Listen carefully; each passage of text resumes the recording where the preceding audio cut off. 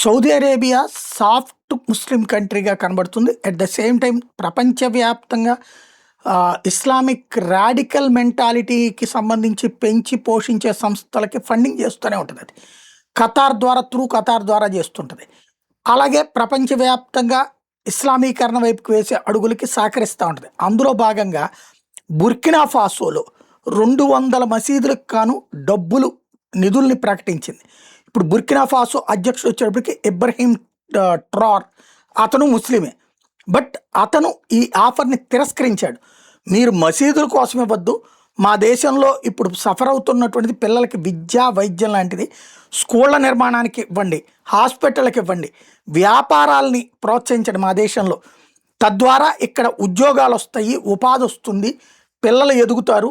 దానికి మీరు ఇస్తానంటే తీసుకుంటాం, కానీ మసీదులకైతే డబ్బులు అక్కర్లేదు అంటూ తిరస్కరించడం అనేది సంచలనం సృష్టిస్తోంది.